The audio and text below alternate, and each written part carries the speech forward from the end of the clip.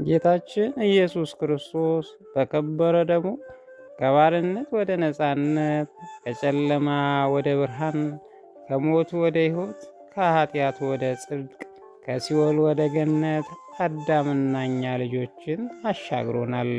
እንኳን ለትንሣኤ በዓል በሰላም አደረሳችሁ አደረሰን። በስመ አብ ወወልድ ወመንፈስ ቅዱስ አሃዱ አምላክ አሜን። በክርስቶስ ክርስቲያን፣ በወልድ ውሉድ፣ በመንፈስ ቅዱስ መንፈሳዊ የሆናችሁ እመቤታችን የቅድስት ድንግል ማርያም የአስራት የቃል ኪዳን ልጆች በወደደንና ባከበረን በጌታችን በመድኃኒታችን በኢየሱስ ክርስቶስ ፍጹም ሰላም እንደያላችሁበት ሰዓት አቆጣጠር እንደምን ዋላችሁ፣ እንደምን አመሻችሁ፣ እንደምን እስከ ሰዓት ደረሳችሁ። አሜን። ጌታችን መድኃኒታችን ኢየሱስ ክርስቶስ በከበረ ደግሞ እኛን ከባርነት ወደ ነፃነት ያሸጋገረን የአባቶቻችን አምላክ የእኛም አምላክ ስሙ ለዘላለም የተመሰገነ ይሁን። ቅዱሳን መላእክት፣ ቅዱሳን ደናግል፣ ቅዱሳን ሐዋርያት እንደየክብራቸውና እንደየማረጋቸው የከበሩና የተመሰገነ ይሁንልን። አሜን። ይህን ዩቲዩብ ቻናል ላይክ እና ሰብስክራይብ እያደረጋችሁ ቤተሰብ ይሁኑ። በዛሬው ዕለት ከሰሙነ ፋሲካ ቀጥሎ እስከ እሑድ ዕለት ድረስ ያሉትን ቀናት እንመለከታለን። ከትንሣኤ ቀን ቀጥሎ የሚገኘው ቀን ሰኞ ነው። ይህ ደግሞ በቤተ ክርስቲያናችን ሕግና ስርዓት ማዶት ይባላል። ማዶት ማለት በትንሣኤ ማግስት ዕለት ሰኞ ጌታ መድኃኒታችን ኢየሱስ ክርስቶስ ነፍሳትን ከሲኦል የሚያወጣበትና ወደ ገነት መመለሱን በማሰብ በዕለተ ዓርብ የተፈጸመልን ድርጊት በዕለተ ሰኞ ተገልጾ ማዶት ወይም ጸአተ ሲኦል በመባል ተሰይሟል። ትርጓሜውም መሻገር ማለት ነው። ማዶት ቀድሞ እስራኤላውያን ባሕረ ኤርትራን ተሻግረው ምድረ እርስ መግባታቸውን ያመለክታል። በታሪኩ ውስጥም በተጠቀሰው መሠረት ፈርዖን የዳቢሎስ ሰራዊቱ ዳቢሎስ ግብፅ የሲኦል፣ ባሕረ ኤርትራ ደግሞ የባሕረ ሲኦል፣ እስራኤል የመምናን ሙሴ ወልደ እግዚአብሔር በትረ ሙሴ የመስቀል እንዲሁም እስራኤላውያን በሙሴ መሪነት ተሻግረው ምድረ ርስት እንደገቡ ነፍሳትን በክርስቶስ መሪነት ባሕረ ሲኦልን ተሻግረው ገነት የመግባታቸው ምሳሌ ነው። ጌታችን መድኃኒታችን ኢየሱስ ክርስቶስም እኛን ከባርነት ወደ ነፃነት፣ ከጨለማ ወደ ብርሃን፣ ከሞት ወደ ሕይወት፣ ከኃጢአት ወደ ጽድቅ፣ ከሲኦል ወደ ገነት አዳምና ልጆቹን አሻግሮናል። ስለዚህም በዚች ቀን ማዶት ይባላል። በዚች ቀን ቤተ ክርስቲያን ነፍሳትን በክርስቶስ ሞትና ትንሣኤ ያገኙትን ታላቅ ክብር ከጨለማ ወደሚደነቅ ብርሃን መሻገራቸውና ፋሲካችን ክርስቶስ መሆኑን ታስባለች። ክብርና ምስጋና ለነገሥታት ንጉሥ ለጌቶች ጌታ ለመድኃኒታችን ለኢየሱስ ክርስቶስ ይሁን፣ አሜን። በስመ አብ ወወልድ ወመንፈስ ቅዱስ አሃዱ አምላክ አሜን። ኢትዮጵያዊ ማህሌታይ የዜማ ደራሲ ሊቅ ቅዱስ ያሬድ ሚያዝያ 5 ቀን የተወለደበትን ገድሉን ማንበብ እንጀምራለን። ቅዱስ ያሬድ የተወለደው ሚያዝያ 5 ቀን በ505 ዓመተ ምህረት በአክሱም ከተማ ነው። አባቱ አብዲወድ ወይም ይስሐቅ ይባላል። እናቱ ደግሞ ክርስቲና ወይም ተውክሊያ ትባላለች። አባቱ የአክሱም ጽዮን ገበዝ ነበረ። የሞተው ቅዱስ ያሬድ በተወለደ በ7 ዓመቱ ነው። ያሬድ 7 ዓመት ሲሆነው የአባቱ ስለሞተ እናቱ ወደ ትምህርት ቤት ለማስገባት ወደ አጎቱ ወደ መምህር ጌዲዮን ጋር ወሰደችው። አባ ጌዲዮን በአክሱም ቤተ ጉባኤ መምህር ነበሩ።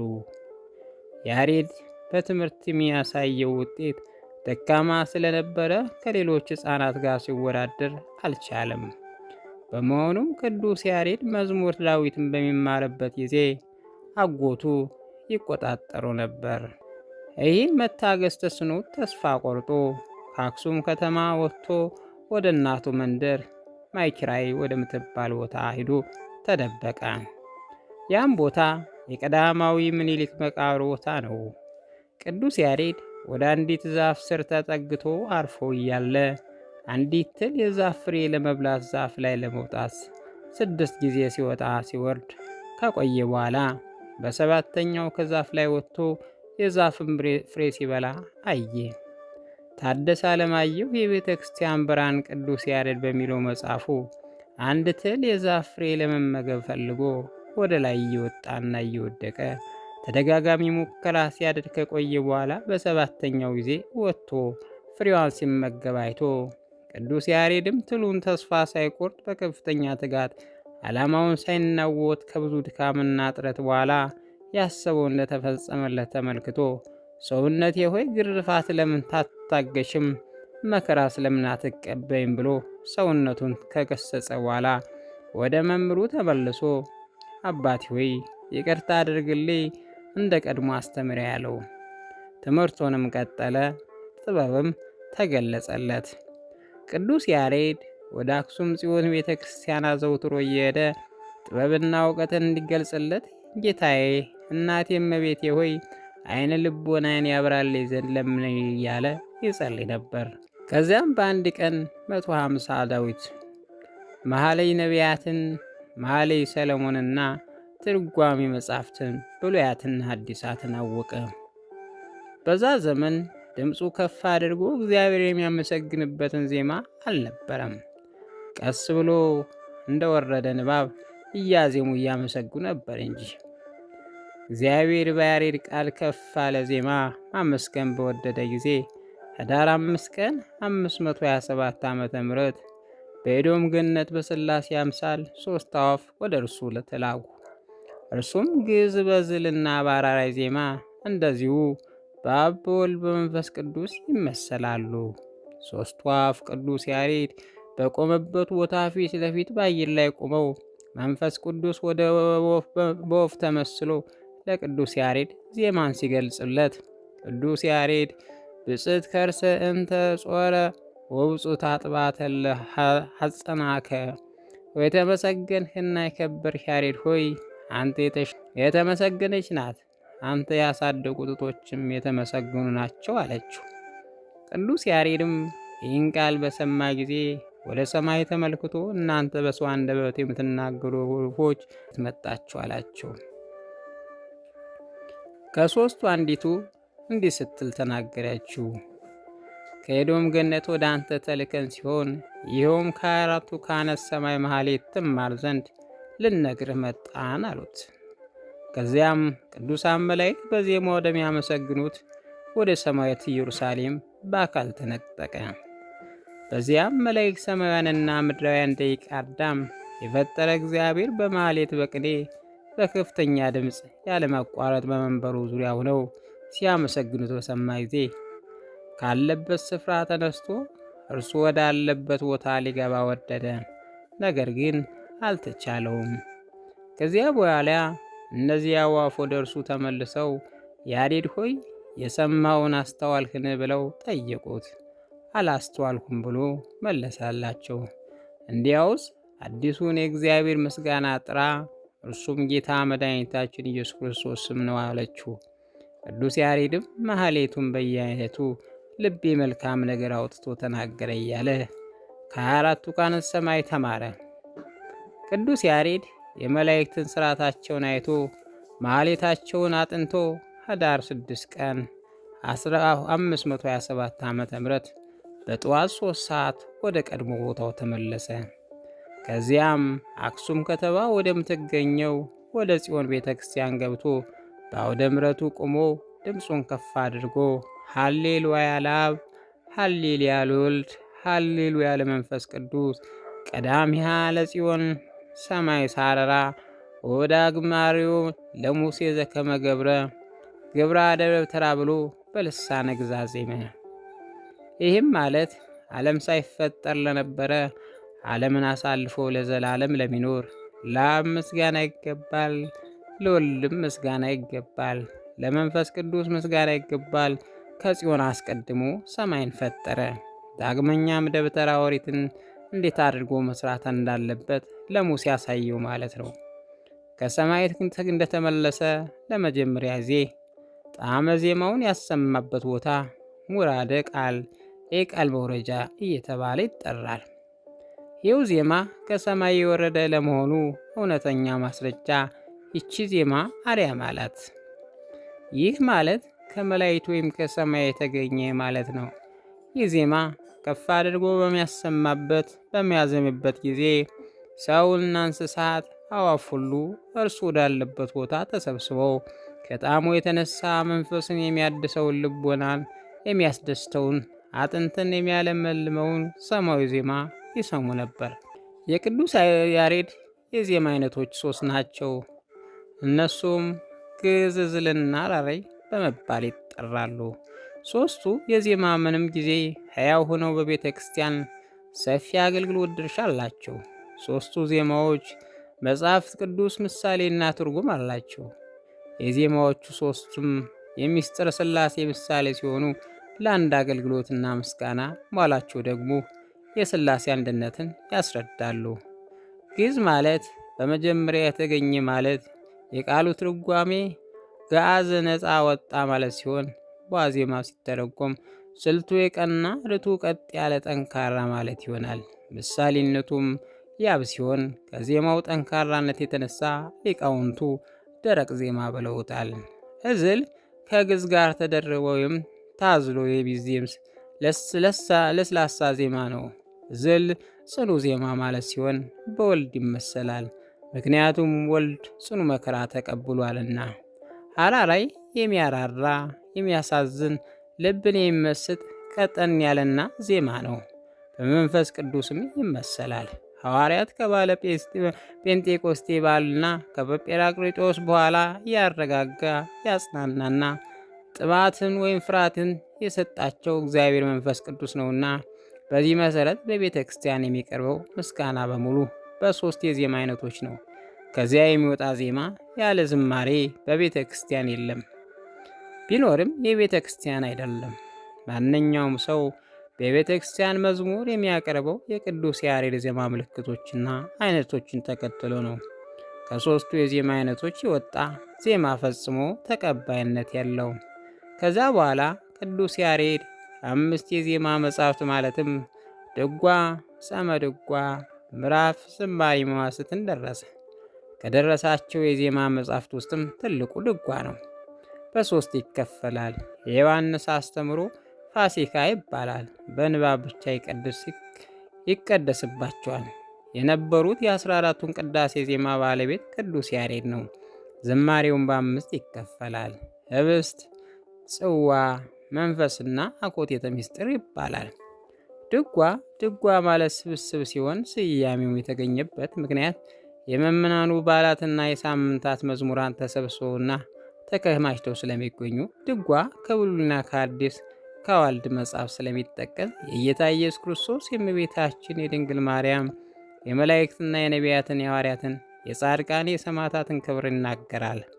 ጾመ ድጓ በአብይ ጾም ወቅት በነግህና በሰስት በቀትርና በሰርክ እንዲሁም በሌሊት የሚዘመር መዝሙር ነው። አጠቃላይ መጽሐፍ ነገረ እግዚአብሔር፣ ነገረ ማርያም፣ ነገረ ቅዱሳንና ነገረ መላእክት፣ ነገረ ቤተ ክርስቲያን የሚዘክር እንዲሁም የጾምና የጸሎት የአጽዋማትን ጠቃሚነት የሚያስተምር ነው። ምዕራፍ ማረፊያ ማለት ነው። የተደረሰው በጠለምት ነው። የምዕራፍ መጽሐፍ ይዘትም የዘወትርና የጾም ምዕራፍ ተብሎ በሁለት ይከፈላል። የተከፈለ ሲሆን የዘወትር ምዕራፍ ዓመቱ ሳይጠበቅ በዓመቱ ውስጥ ባሉት ሳምንታትና በዓላት ወቅት እየጠበቀ በአገልግሎት ላይ የሚውል ነው። የጾም ምዕራፍ የሚባለው ደግሞ በጾምና በአርባ በአንዳንድ የምላ ቀኖች የሚዘመር ነው። ዝማሬ ማለት ምስጋና ማለት ነው። ዝማሬም መስዋዕትን በደቡብ ጎንደር ዙር አምባ በሚባል ቦታ ደርሶታል። የዝማሬ አገልግሎት በቅዳሴ ጊዜ ከድርገት በኋላ የሚቃኝ የሚዘመር የሚዜም የጸሎት የቅዳሴ ዓላማ ተከትሎ የሚሄድ አገልግሎት መጽሐፍ ነው። መዋሥዕት አወሳ ከሚለው የግዕዝ ቃል የተገኘ ሲሆን ትርጓሜው ምልልስ፣ ሰዋስወ ነፍስ ማለት ነው። ለአርጎ ነፍስ በፍትሐ ጊዜ የሚደርስ ነው። ያ ሁሉ ለሞት ደርሶ ከማዘንና ከማግኘት ቢሉ መልሶ ከነቢዩ ዳዊት የሚል ይሆናል። ቅዱስ ያሬድ ሰማያዊ ዜማ በሚያዜምበት ጊዜ ካህናቱና ንጉሡ መምናኑ አንድ ነገር ሆነባቸው። ከዚያም እንዴት እንቀበለውን ምልክት ሳናገኝ ብለው ማሰብ ጀመሩ።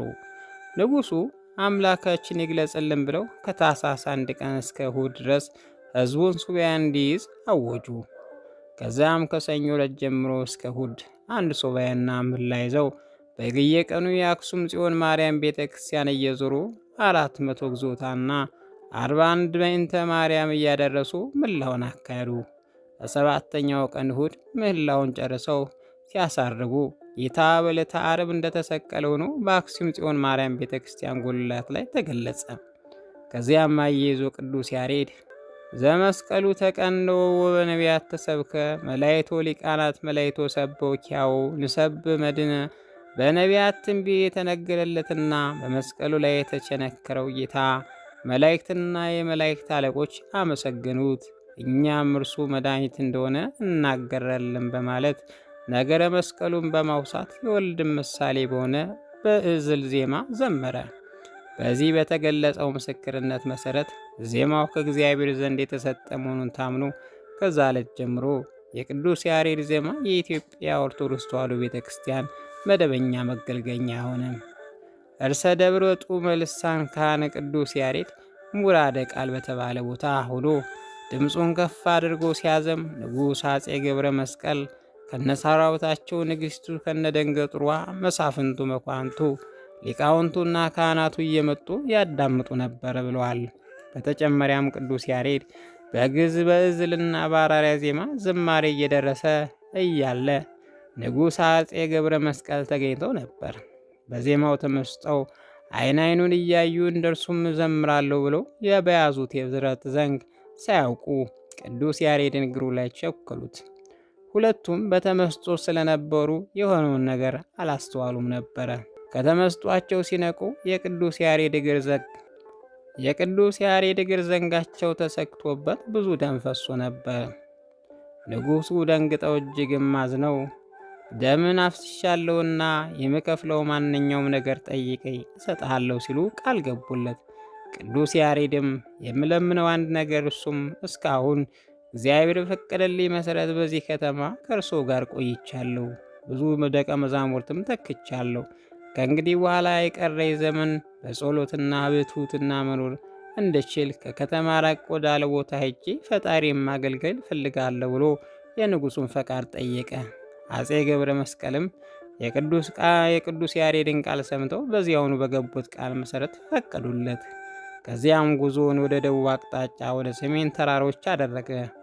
በዚያም አሁን በስሙ የታነጸው ቤተ ክርስቲያን ባለበት ቦታ ላይ በምናኔ ተሰውሮ ፈጣሪውን በትሕትና እያገለገለ ኖረ። ምናኔው ደብረ ሐዊ በተባለ ተራራ ላይ ብዙ ዓመታት ካሳለፈ በኋላ በጸለምት ዋሻ ባንዱ ግንቦት 11 ቀን በ571 ዓመተ ምህረት ተሰውሯል። የእግዚአብሔር ቸርነት፣ የእመቤታችን አማላጅነት፣ የቅዱሳን ተራዳይነት አይለየን ለዘላለሙ አሜን። አንድ አምላክ በሚሆን በአብ በወልድ በመንፈስ ቅዱስ ስም አምነን ሚያዝያ 5 በዚች ቀን የካህኑ የቦዔዝ ልጅ ታላቁ ነቢይ አረፈ። ይህም ካህን ነቢይ ሆኖ ናቡከደነጾር የእስራኤል ልጆች በማረካቸው ጊዜ ወደ ባቢሎን ተማርኮ ሄደም። በባቢሎን አገር ሳለትም የትንቢት መንፈስ በላይ አደረበት። በትንቢቱ ውስጥም የክብር ባለቤት ጌታ ኢየሱስ ክርስቶስ ከከበረች ከድንግል ማርያም እመቤታችን ማርያም ስለመወለዱና ከወለደች በኋላ በድንግልና ጸንሳ ስለመሆኗ ተናገረ። እንዲህም ብሎ ትንቢት ተናገረ። እኔ ወደ ምስራቅ ስመለከት የተዘጋች ደጅ አየሁ። ይህች በር ተዘግታ ትኖራለች፣ አትከፈትም፣ የሚገባባትም የለም። የእስራኤል ፈጣሪ እግዚአብሔር እንደተዘጋች ይገባበታልና ከእርሱ በቀር የሚገባም የሚወጣም የለም አለኝ። ሁለተኛም ስለ ክርስትና ጥምቀት በንጹሕ ውሃ ረጫችኋለሁ፣ ከኃጢአታችሁም ትነጻላችሁ፣ ከርኩሰታችሁም ሁሉ አዲስ ልብስም እሰጣችኋለሁ፣ አዲስ እውቀትም አሳድርባችኋለሁ። ድንቁርና ያለበትም ልብ ከሰውነቱ አርቆ እውቀት ያለውን ልብ እሰጣችኋለሁ። መንፈስ ቅዱስም ተቀብለው የእግዚአብሔር ልጆች እንደሚሆኑ ተናገረ። ሕዝቡም ማስተማር ስለመተዋቸው ካህናቱን ሲገስጽ ካስተማርኋችሁና ካነቃኋቸው የሰዎች ነፍስ እግዚአብሔር ከእናንተ ይፈልጋል አላቸው። ደግሞም ስለ ሥጋ መነሳት በሕይወት ስለመኖር ቢሆንም ወደ ስቃይም አስቀድሞ እንደነበሩ በድኖች ተነስተው ከነፍሶቻቸው ጋር አንድ ሊሆኑ አላቸው ብሎ ተናገረ። ለሚገባቸው የሚጠቅሙ ብዙ ትንቢቶችን ተናገረ። እግዚአብሔር በእጆቹ ብዙ ድንቆችን ታምራቾችን ገለጠ። የእስራኤል ልጆች በባቢሎን ሳሉ ጣዖት ባመለኩ ጊዜ ገሰጻቸው። ስለዚህም አለቆቻቸው በጠላት በላዩ ተነስተው ገደሉት። ይህም ሁሉ ትንቢት የክብር ባለቤት መድኃኒታችን ሰው ከመሆኑ በፊት ነው። የትንቢቱ ዘመንም 20 ዓመት ነው። በረከቱ ከእኛ ጋር ትኑር ለዘላለሙ አሜን። በዚህች ዕለት የአፍላሚ፣ የታወራ፣ የመነኩስ አርሳኔና የዋስሊድስ የገላቸው መታሰቢያ ነው። በረከታቸውም ከእኛ ጋር ይሁን ለዘላለሙ አሜን። ሚያዝያ 5 ቀን የሚከበሩ ዓመታዊ በዓላት እግዚአብሔር ሰንበትን ቀደሰ። ቅዱስ ሕዝቅኤል፣ ቅዱስ ዲዮስቆሮስ፣ ቅድስት ታወድራ፣ ቅድስት አርሳኒ፣ ቅዱስ ያሬድ ካህን። እንዲሁም ወርኃዊ በዓላቶች ቅዱስ ጴጥሮስ ሊቀ ሐዋርያ፣ ቅዱስ ጳውሎስ ሐዋርያ፣ አቡነ ገብረ መንፈስ ቅዱስ ጻድቅ፣ ቅዱስ ዮሐንስ ኢትዮጵያዊ፣ ቅዱስ አሞን ነአሲ ናቸው። በረከታቸው ከእኛ ጋር ይሁን ለዘላለሙ አሜን። ጌታ ሆይ ከብልጽግናቸው ብዛት የተነሳ ብዙ መባ ካገቡት ይልቅ የዳይቱን አነስተኛ በአንድ ተቀበል። ለሁል ጊዜ የሚያገለግሉን አእላፍት መላእክት እያሳሰቡ በችግሬ ጊዜ ማቅረብ ምስጋና ተቀበል። እናንተ ቅዱሳን ነቢያት፣ የወንጌል ሰባኪያን ሐዋርያት፣ ሰማዕታት፣ ጻድቃን፣ ትጉሃን መላእክት፣ ፍጹማን ደናግል እንዲሁም ደጋጎች መነኩሳት ሆይ ልጅ አዋቂ ሳይል የምንሰበሰብበትን የጉባኤ ቦታ ባርኮ የመጽሐፍ ወረቀት አዘጋጅቶና ብራና ዳምጾ የጻፈውን ያጻፈውን ከግዕዝ ወደ አማርኛ የተረጎመውን ቃለ ንባቡን በእርጋታ መንፈስና በተመስጦ ሕሊና ያዳመጠውን በደለኛ ሁሉ የምታስምር የጌታ እናቱ በማርያም ጸሎት ኢየሱስ ክርስቶስ በአንድነት ይማረን። ኢየሱስ ክርስቶስ በአንድነት ይማረን። ኢየሱስ ክርስቶስ በአንድነት ይማረን ለዘላለሙ አሜን።